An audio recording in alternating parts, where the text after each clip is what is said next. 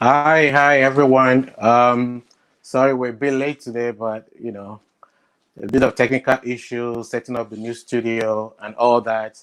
But we're back with you now. So thank you, Africa. Hello, my people. Now welcome. This is the another episode of Bètá Convo. Now today episode is huge because we're bringing to you one of the athletes, one of our collegiate athletes in the US who is now also a chef. And we're going to talk about her track career and also what she's doing right now. So we're going to, no need to take your time. We just go right onto it and we start a better conversation right now. Um, Her name is Loveth Odia and she is a chef. Hi, Loveth. You're welcome to the show. Thank you so much. Yeah. So this show basically is about the athletes. So we want to have better conversation with you, but we also want our people to know you, to know what you're doing, and just tell them about yourself. Who is Loveth Odia? Okay, Loveth Odia, born in Edo State, grew up in Lagos, Nigeria. Started my sporting career 2017 National School Sport Festival. That was the first time I ever got exposed to running Teslim Balogun. I think I ran with the team Lagos. Yeah, I ran the 4x1 and we placed third. So that was how my career in sports began. So after that, a coach came to meet me.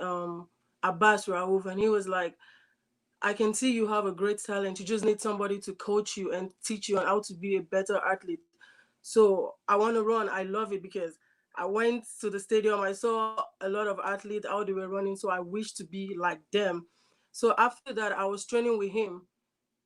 I used to live in Ojo Barracks, so going to training from the barracks to Suleres was kind of like far from me. So I made a plan on going Monday, Wednesday, and Friday. So that's how my career started. So along the line, my parent, mostly my mom, never liked athletics. So I stopped in the year 2019.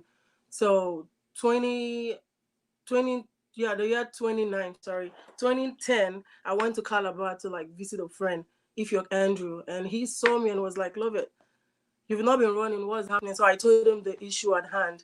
Then he introduced me to Lee Evans, where Lee Evans became my coach. I moved from Lagos to Calabar. That was where I started training with them. And my second exposure was Echo 12 National Sports Festival, where I ran the 4x4 and Team Cross River won it. So from there I started, liking athletics. I wasn't really a good athlete then though. So when I started liking the sport so much was 2014 when I won the Akure Golden League. I think I did a 53-7 there. So it's kind of like a hard race, but along the line I sealed through. In 2015 I got a scholarship to come study in the United States. I graduated last 2 years, and now I feel like sport is not my thing. I'm good in the kitchen, so I had to create my own kitchen called Loveth Kitchen, whereby I cook African food and people can just place order from scratch and I make it fresh. So yeah, that's a little bit about me, and I'm 27 years old. Wow. So from the track, you did 4 years at Middle Tennessee, and now you own your own kitchen. So, Yes. and we'll come to the kitchen part later. I just want to know about your time at Middle Tennessee.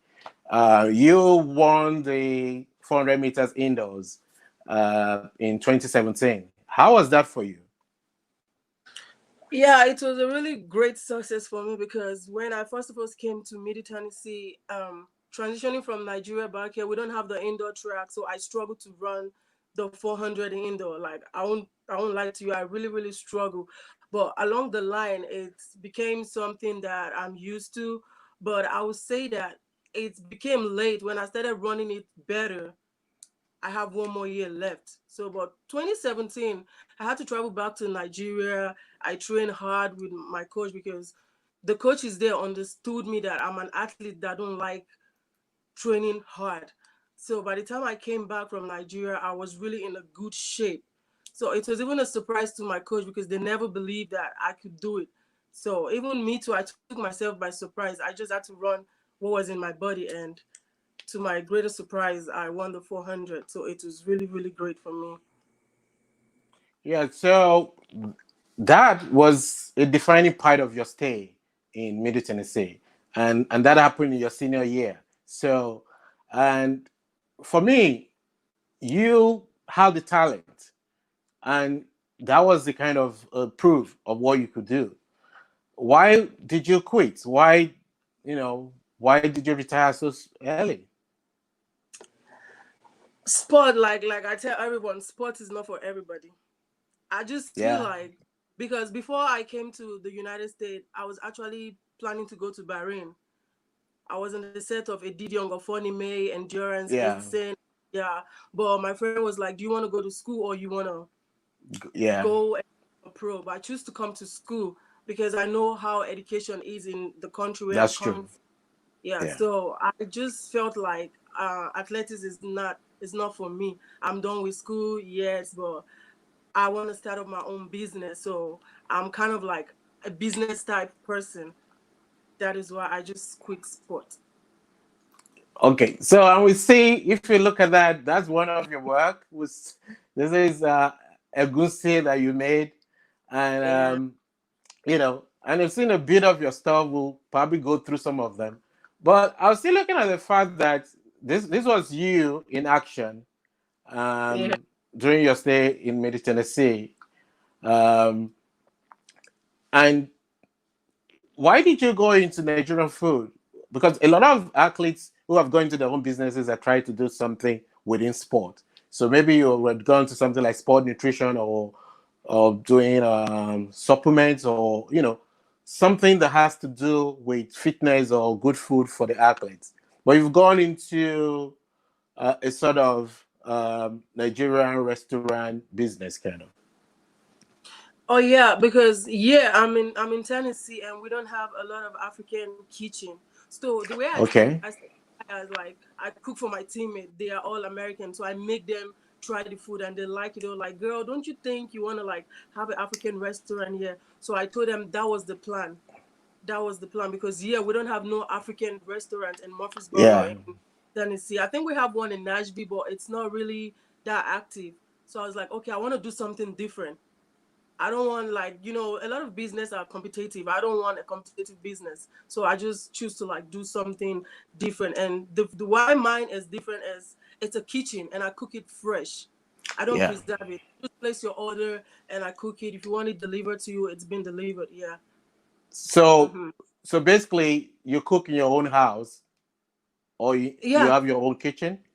in my own house, in my kitchen. Okay, Yeah, and then you just it's have delivery, just so okay.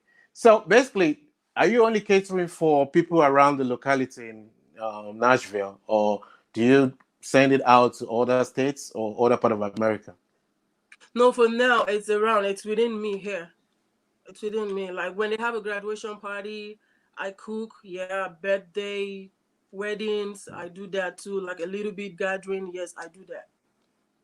Oh, But the, okay. the, the plan the plan is to set up African Yeah, I was kitchen. actually coming back to that. That what is next? What are your plans to expand this and to improve on what you're doing right now? Is to have my own African kitchen set up. Yeah. Okay. And okay, so let's come back to you. You're Nigerian, now in the US, and you're now a business person. How is it to do business in the US? How profitable is this business? And how difficult it is? What are the problems you face so far? Right now, so far, I'm not facing no problem because a lot of American people here they like to try your culture food. They want to try a lot of everything. Yeah, so I'm not really facing and like everything I do, they like it. They like it because I cook in the school dining hall, and sometimes when I have the recipe to do whatever they ask me to do, I try to change it a little bit of my own style, and it turned out to be good. And people were like, "Oh." we really like this. Why not they just have like um an African kitchen on campus? But like since they don't want to, so I was like, okay, it's something I can do on my own. So I just started doing it on my own. Yep. So now, going forward, are you hoping to add more people to this, or like going to partnership with more Nigerians in that area to kind of expand this? Yeah, I want to expand it on my own and just recruit my own fellow Nigerians too. To because in life, whatever you do, you have to like let people around you benefit from you. So that's what I'm trying to do. Because right now too, I have a car, but like if they place an order and I cook the food and they pay for delivery, I'm just gonna look for somebody else too that need money, and I'll be like, okay, take this stuff over there and get the money too. So that's why I'm trying to like create network and give people opportunity to have money, not just me alone too. Oh, so is there any plans to expand this to Nigeria, like to have like a kitchen in Lagos? Yeah, yeah. With time, I want to. Not and the thing is not just America alone too. Because as soon as it's expand and a lot of people know about what you do, you know, you can I can also open it elsewhere too, not just Tennessee alone. The Oh, main okay. plan spread it worldwide. Yeah, Yeah. across state. So Mm-hmm. let's talk a bit about you in track and field, basically. And I mean, this is one of the pictures of you in training, Yeah. um, in school, I think, and Mm-hmm. and this is another picture of you in competition in the 400 meters. So Yeah. I was just thinking that, do you have any plan to go into coaching or to inspire young people who want to go into this sport, to encourage them? Do you have that plans? My second plan was to go into coaching, but when you are planning to be a full-time business person, I don't think I'll have much time. So what I do right now is I have a lot of people in Nigeria that I help. I have been there. I know how it feels like, and Yeah. I try to support them monthly to go to training and eat too. So yeah, and most of them that want to come to America for school, I try to like give my coaches their time, what they do, and all that. So I'm just trying to like support them in every little way that I can. Oh, okay. That's quite impressive. So, because um, we've had last week we had the African triple jump record holder, Fabre Zango from Burkina Faso on the program, and he was talking about he's doing his PhD, and was talking about what he wanted to do after this. So he was seeing himself and going back to his country and doing a lot of charity stuff and helping young people who want to get into the sport and supporting them. So I'm glad that you say you're doing similar things, especially with the home based athlete who at the moment they have no competition and very almost no way to earn money in Nigeria. At So all.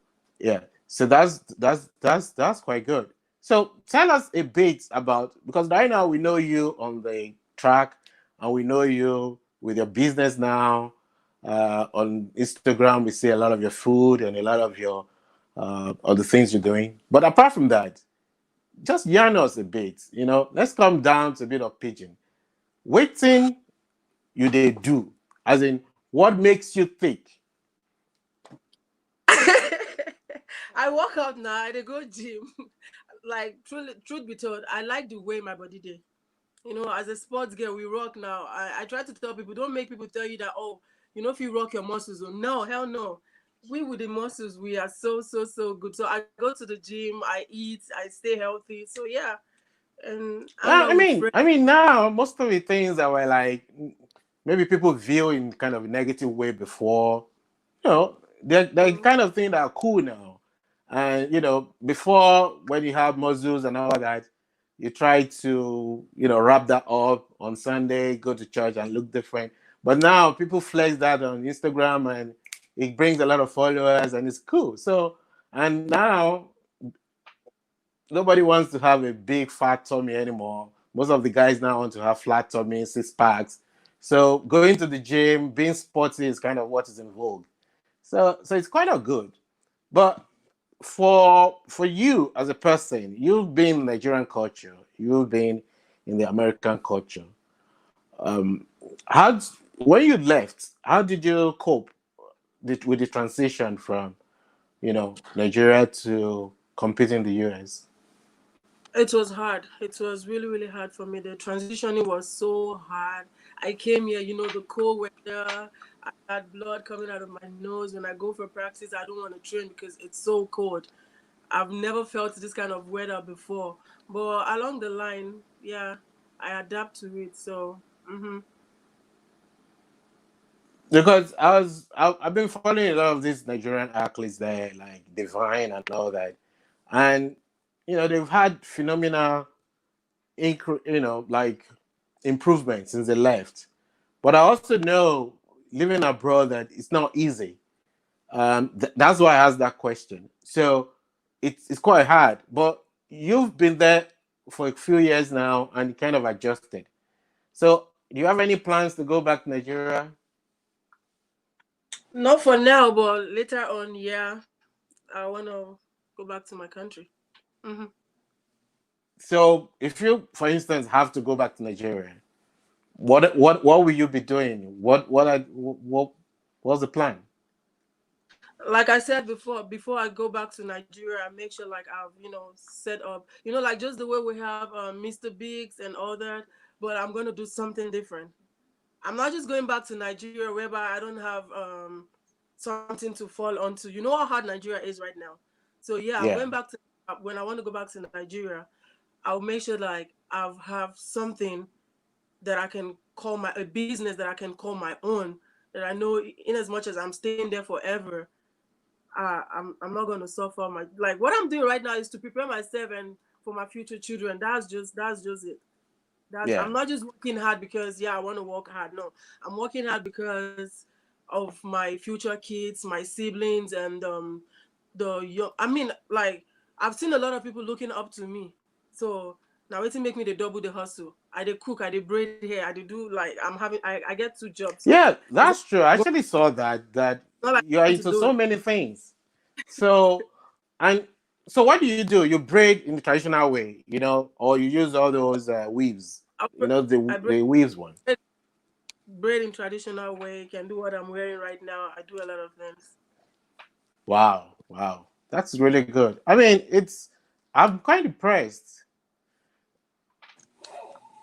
It's quite Yeah, impressive, sorry about that. because yeah, you've managed in this few years to do all these things, and you're someone who knows exactly what they want and going for what's. And I'm really impressed with that. But for us here, one thing I've noticed over the years that a lot of African athletes, when they finish with school, they actually don't have a plan what they I want to can't do hear you. after. So is it better now? I can't hear you. I know they hear you. Okay, is it better? Better now? I can't hear you. Is it better now? Okay, yeah, I can hear you now. Yeah. Okay. Yeah. So I was just saying that, most of the African athletes that we've spoken with, Mm-hmm. um, after school, they really don't have a clear path of what they want to do. And if they're not going straight into pro to run, then it's been what next? But you seem to have had everything planned out, and it's kind of a smoother transition that way. Because what I think they didn't put in place also with the Nigerian Federation is a pathway for the athletes, you know, so that when they finish their career,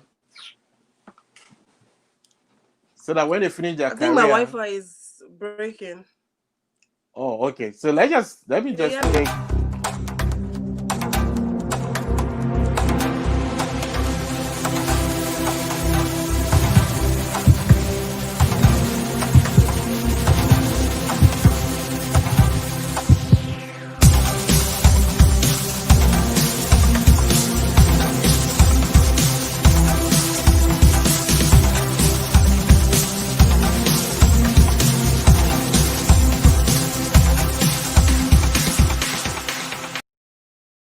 Yeah. So, welcome back. So, is it better now?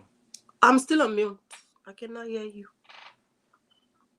Uh, okay.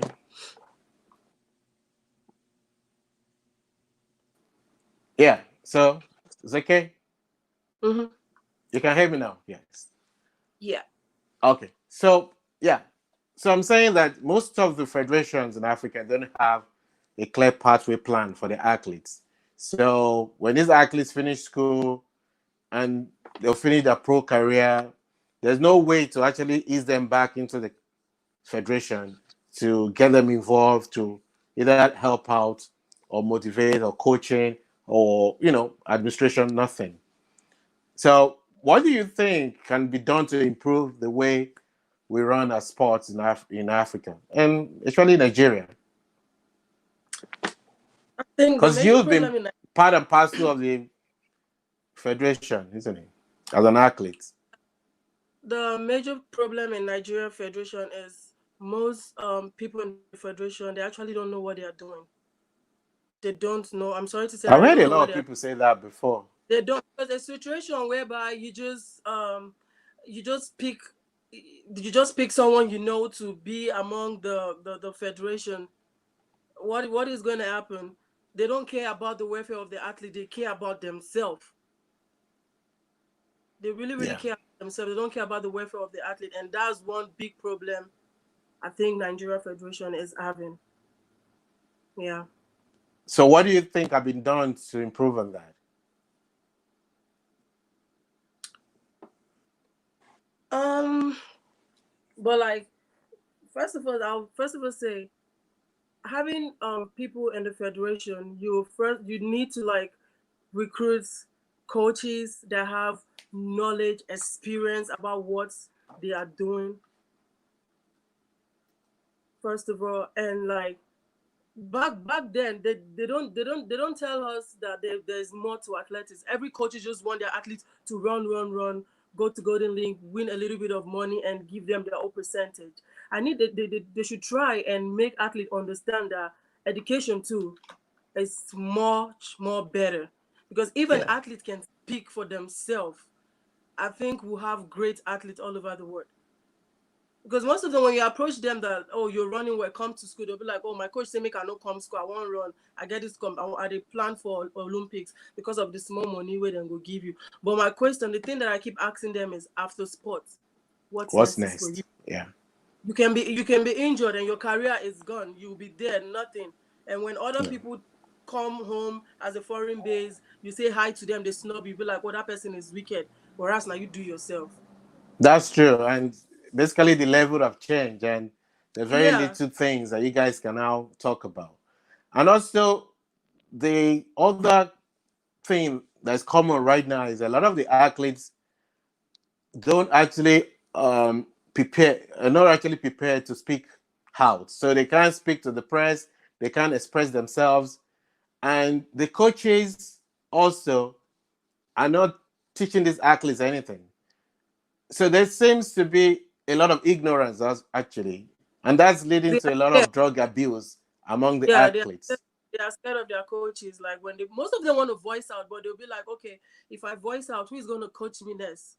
Who is going to? But I just feel like if they know they are right and they know what they are doing, they Yeah. can actually tell people like what is wrong, what is happening, and that way someone can help them.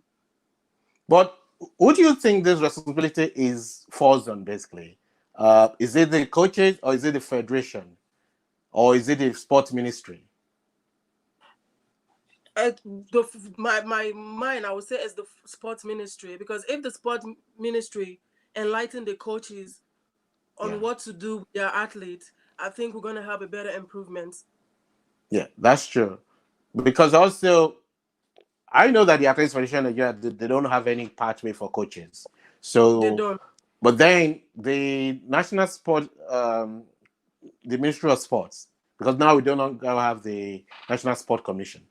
The Ministry of Sports too, they do not have. They have elite and foreign whatever Foreign base. federations, federation whatever committee, right? But within that Yeah. committee, they seem to just only concerned about competitions.